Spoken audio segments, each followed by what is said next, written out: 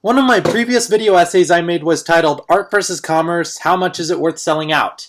I wasn't intending to make a series of art versus commerce videos, but I suppose that as this is currently where my mind is, I will just be saying what I think needs saying. We are fans of films, and especially fans of animation, like myself, griping about how audiences, let alone studios, seem to have no appreciation for the art side, and how it's ultimately detrimental to the medium. How so many Hollywood blockbusters coast to the billion-dollar mark without working so hard for it, while other films we feel are more deserving of recognition for the passion and craft put into them tend to get the short end of the box office receipts. Why is that? Well, I did address in another one of my previous videos, where I talked about people's complaints with too many sequels and remakes, that more high-profile internet personas seem to rather spend their money on movies that the rest of the internet is talking about, just to avoid spoilers and get as many clicks as possible, and how that seems to play a big part in it. But since said personas seem to have such a hate agenda for some of these widely marketed works that the mere concept that others somehow are able to enjoy a movie or show seems to perplex these personas, and since we live in an era where we clearly can't leave it as a show or movie as just a show or movie, let's talk about that here. A lot of people will say that they are fans before they are critics, but then there are those who are prone to looking through their critical eyes all the time, whether they've done it from the beginning or if it's a facet they've adopted after years of making it their profession. Those who always try to examine a work objectively and evaluate it by the merits of what sort of efforts went into it and everything they've come to expect from it, both for better or worse. I admit that I consider myself part of the latter category, at least most of the time, because I'm accustomed to having not grown up with or having the same personal connection as the things that everyone else seems to have, and I generally try to look at something from a technical level to decide how well it holds up, regardless of my personal feelings for it.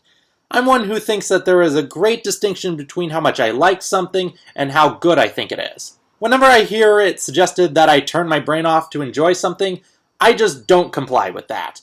Sometimes, yes, it's just best to take what you see and appreciate it for the moment you're in it without dwelling on it too much, but in that stance, my response is that my brain goes into different modes. If it's a movie that I love, I'm either watching it feeling immersed into its world, or inspired to take what I've seen from it and apply aspects of it into my own world.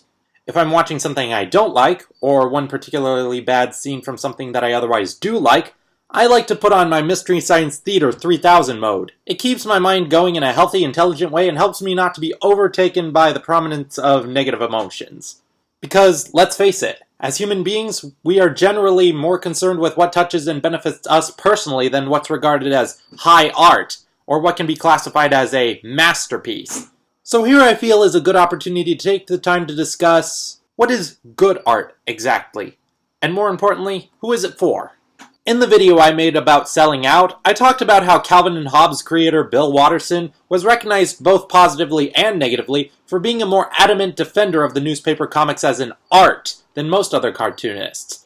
But I also mentioned in it that he was never initially looking to create Calvin and Hobbes as some sort of paragon of art, just to make a living writing a comic strip that he loved writing because he liked cartoons for the entertainment more than the art.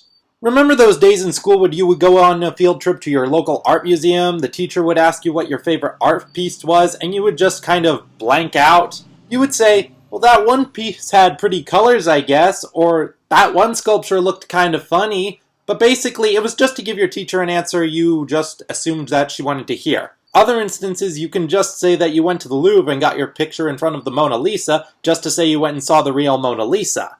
But you could hardly give two craps about whether she was truly smiling or if she was crying.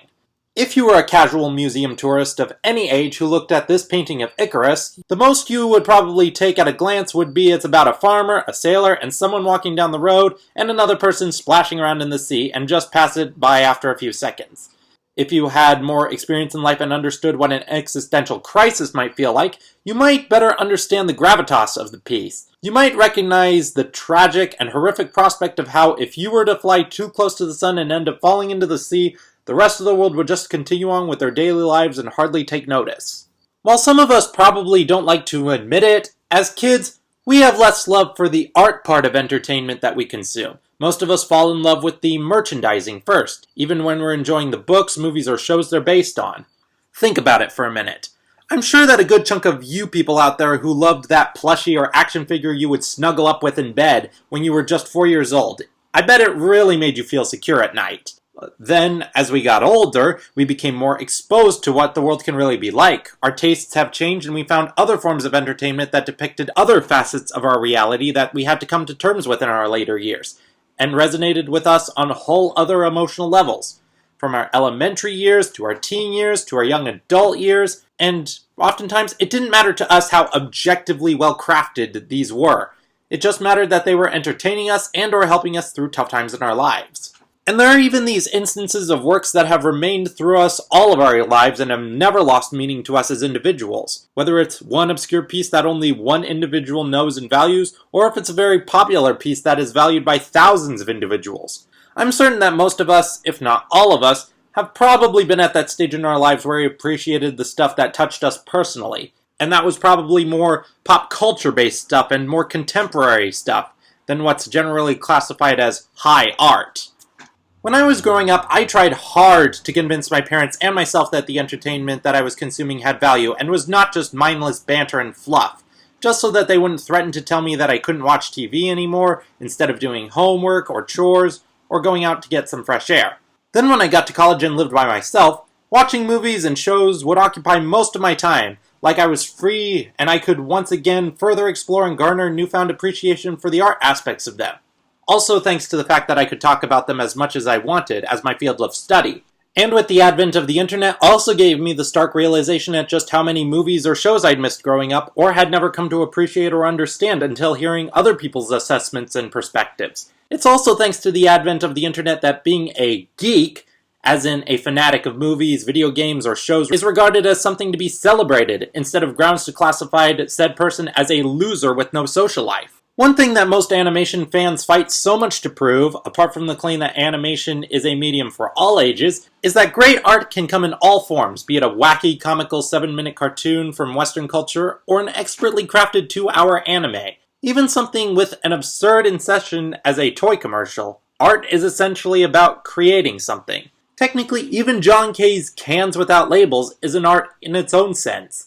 Horrific and obscene art made by an undeniable asshat who screwed his audience out of $137,000 of their money over the course of 7 years, but art nonetheless, because he is still expressing himself.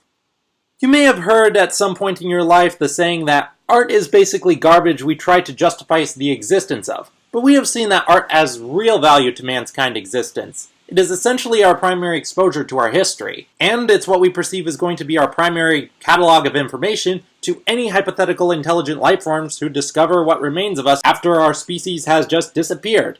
And however it's used technically, it can inspire us to make new discoveries and strive for new achievements, just as science can. But in looking at it from that perspective, one of the biggest factors that determines the worth of a work of art is time. Since in the moment, people are just generally trying to survive in a dog-eat-dog world. Being an artist, I can definitely say that the hardest and yet most essential part of learning how to turn it into a career is figuring out how not to sell yourself short. You really have to make sure that you and your work are great enough for an audience to find it worth their money that they could otherwise be spending on items that they need just to stay alive. But one thing that is always harder to do as an artist than figuring out how to make a living as one is how to honestly and earnestly realize that you're doing it while being true to yourself. Some would say that a true artist wouldn't be able to respect themselves if they couldn't respect their mediums. And I do agree with that statement, but to an extent. I believe that creating something and marketing it for sale is perfectly justifiable so long as the spirit of said piece is more than to be just something for sale. However, most people I went to trade school with are more or less set out with the objective of just wanting to be able to get paid for drawing. And if I'm looking at the issue as objectively and morally as possible, who am I to tell them otherwise? It's justifiable to not want to be another classic example of a starving artist and live life as joyously as possible in our short and precious lives on this earth. But for me, I always wanted and still do want my work to reflect who I am as a person and extend my sentiments and help give people a peace of mind. I like to be ambitious and push envelopes to prove that I work in mediums that do serve a purpose in this world. And yes, I even tried to convince myself of being dignified enough to say that I wouldn't work on certain TV shows or movies if they were the last available jobs on the planet. Some of my art teachers, meanwhile, would say that you can only be successful in life and declare that you truly love art if you are able and willing to pump it out nonstop on a daily basis. That this isn't the kind of job that one would work their whole life to get just so that they don't have to do it. But I think that saying has the potential to be a rather presumptuous assessment, and that as human beings, some of us just need time every now and again to recharge our batteries, and some need the support of their loved ones and want to maintain healthy relationships, and they don't want to get so caught up in their careers that it makes it impossible for them to do so. Likewise, I now think it's all too presumptuous to declare that people who work on whatever your punching bag in the world of entertainment biz is are not true artists and are disgracing their medium. Because at the end of the day, they're just making a living at their dream job that they've been working themselves to the bone every day of their lives to get. And because you will never be absolutely certain of whether the thing you're creating is good or bad until you've got the final product. In short, I think it's true that art can be anything. Anything constructed by human hands, anything that someone has mastered, or even something that isn't exactly mastered but can be delivered only by one individual. But the essential purpose of commercial art is to make something that resonates with an audience of thousands or even millions on a daily basis, and sustains the artist. And in an age where more members of the audience for this commercial art are trying to defend it as having a purpose beyond appeasing the market, that is ideally a good thing because it shows the consumers are capable of thinking and developing. Of course, as I've said numerous times on my channel here and in my DeviantArt journals, this is hindered by the other edge of the sword where audiences begin to act entitled and declare that they respect the medium more than the artists do, which is monumentally presumptuous. It's good to be able to have a say and point to exceptional artists who strive above and beyond, who could set great examples of whom to follow and elevate the art form, and it's good to point out when the business higher-ups are potentially becoming too preoccupied with the commerce side, but by the end of the day, it is still their call to make, for better or worse, and the only call you can make is share whether or not you think it deserves your praise and attention, and if not, turn it to something that you think does deserve it. And if something you don't like is resonating with somebody else, then it must be doing something right. Hopefully.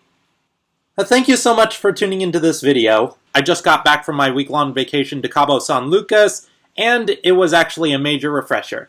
As always, if you have anything you want to add to my discussion here, just leave it down in the comments and I'll talk to you soon.